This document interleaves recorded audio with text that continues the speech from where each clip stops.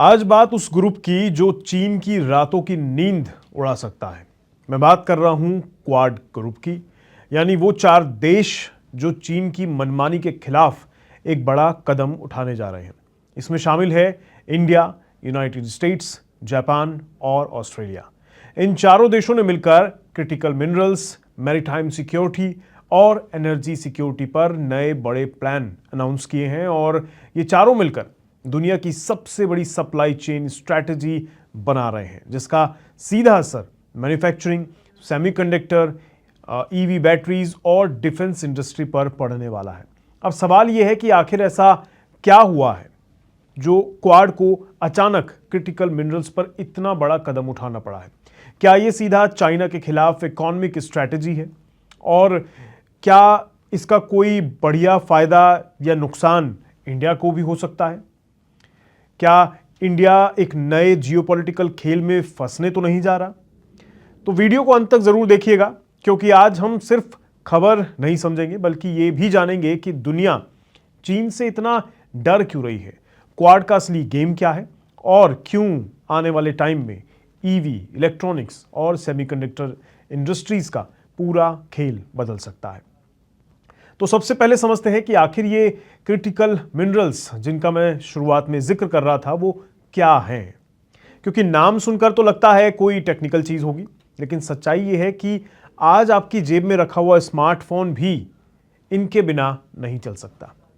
मतलब lithium, cobalt, निकल, rare earth elements, graphite, यही वो मिनरल्स हैं जिसने EV batteries, mobile phone, semiconductors, solar panel, missiles, fighter jets और एआई हार्डवेयर तक सब इनके जरिए बनते हैं।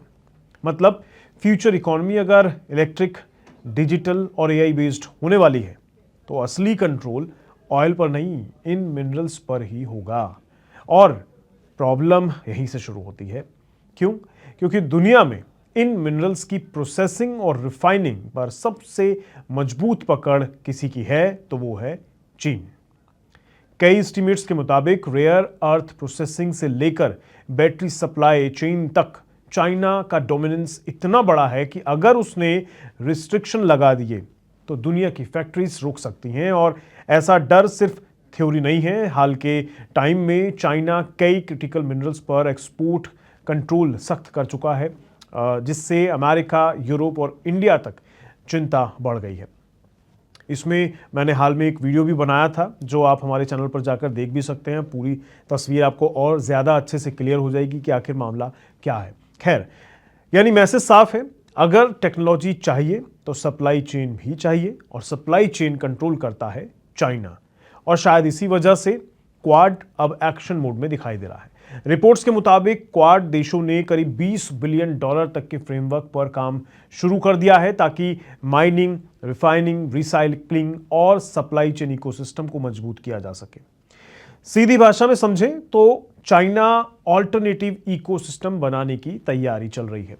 मतलब अगर चाइना सप्लाई रोक भी देता है तो दुनिया के पास दूसरा ऑप्शन भी होना चाहिए। लेकिन मुद्दा सिर्फ मिनरल्स तक सीमित नहीं है। क्वाड ने दूसरा बड़ा फोकस रखा है मैरीटाइम सिक्योरिटी पर।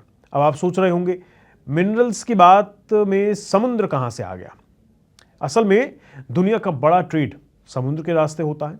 Oil, gas, electronics, raw materials सब शिपिंग रूट से आते जाते हैं। और इंडो पैसिफिक रीजन यानी इंडियन ओशियन से लेकर साउथ चाइना सी तक ग्लोबल ट्रेड का सबसे बड़ा हाईवे माना जाता है ये समुद्री रास्ता। लेकिन प्रॉब्लम यह है कि यहां टेंशन लगातार बढ़ती रहती है।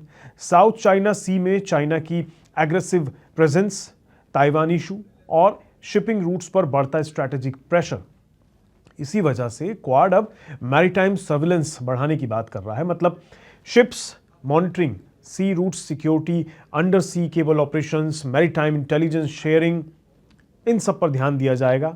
और ज़रूरी भी है, क्योंकि अगर ट्रेड रूट्स अनसेफ हुए तो ग्लोबल इकोनॉमी हिल सकती है। अब यहाँ एक तीसरा एंगल भी है, एनर्जी सिक्योरिटी का। मतलब Iran crisis, middle east tension और ऑयल सप्लाई फियर के बीच क्वाड देशों ने एनर्जी कोऑर्डिनेशन फ्रेमवर्क भी लॉन्च किया है। मतलब अगर कहीं ऑयल डिस्ट्रप्शन होता है, सप्लाई चेन टूटती है या शिपिंग रूट्स पर खतरा आता है तो मेंबर्स कंट्रीज जो हैं इस क्वाड के, वो कोऑर्डिनेशन करके नुकसान को कम करने की कोशिश करेंगे, क्योंकि आज दुनिया ये समझ चुकी है कि ऑयल सिर्फ एनर्जी इशू नहीं है, इकोनॉमिक सिक्योरिटी इशू भी है, और बल्कि बड़ा इशू है, क्योंकि वो जिसके हाथ में है वो दूसरों को कंट्रोल कर सकता है। जो हम देख भी रहे हैं, जो हाँ युद्ध चल रहे हैं वहाँ की वजह से, चाहे ईरान ने जैसे इस समय कंट्रोल कर रखा है, तो वो ज़्यादा बड़ी समस्याएं पैदा होती हैं। लेकिन सवाल ये है कि क्या ये सब चाइना के खिलाफ है? ऑफिशियल स्टेटमेंट कहती है नहीं, क्वाड किसी देश को टारगेट नहीं कर रहा है। लेकिन जियोपॉलिटिक्स में बातें हमेशा सीधी नहीं बोली जाती हैं। जब आप critical mineral supply chain control, maritime pressure और इकोनॉमिक दबाव जैसी बातें एक साथ सुनते हैं, तो इशारा किस तरफ जाता है, ये समझने के लिए देखिए एक्सपर्ट होने की ज़रूरत नहीं है, क्योंकि रियलिटी ये है कि चाइना की सप्लाई चेन ताकत और इंडो पैसिफिक इन्फ्लुएंस को लेकर अमेरिका और उसके पार्टनर्स लंबे समय से चिंतित हैं, और क्वाड उसी स्ट्रैटेजी का हिस्सा माना जा रहा है। अब सबसे ज़रूरी सवाल, इंडिया को इससे क्या मिलेगा? देखिए, अगर चाइना +1 स्ट्रैटेजी तेज होती है, अगर दुनिया चाइना के ऑल्टरनेटिव की तलाश करती है, अगर इलेक्ट्रॉनिक मैन्युफैक्चरिंग शिफ्ट होती है, तो जाहिर तौर पर इंडिया को बड़ा फायदा मिल सकता है। क्यों? क्योंकि इंडिया पहले से ही सेमीकंडक्टर, इलेक्ट्रॉनिक्स, ईवी इकोसिस्टम और मैन्युफैक्चरिंग पुश पर काम कर रहा है।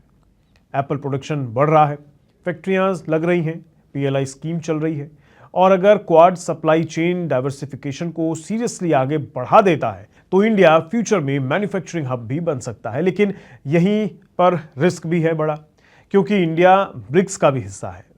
ब्रिक्स आप जानते ही हैं, जिसमें ब्राज़ील, रशिया, चाइना और साउथ अफ्रीका के साथ इंडिया शामिल है। रशिया के साथ रिलेशन भी रखना ज़रूरी है, चाइना के साथ बॉर्डर की टेंशन भी है, और अमेरिका के साथ स्ट्रेटेजिक पार्टनरशिप भी है। मतलब इंडिया को बैलेंस बनाकर चलना पड़ेगा, और सवाल ये है कि क्या इंडिया इस नए ग्लोबल गेम का विनर बनेगा, या फिर बड़े देशों के बीच बैलेंस बनाते बनाते फंस जाएगा? कमेंट करके आप ज़रूर बताइएगा, क्या क्वाड सही डायरेक्शन है, या इंडिया को न्यूट्रल रहना चाहिए? क्योंकि एक तरीके से अगर देखा जाए, एक तरफ क्वाड जो अलग कंट्रीज़ हैं, दूसरी तरफ ब्रिक्स, ये अलग कंट्रीज़ हैं, दोनों के खिलाफ आपको काम करना है।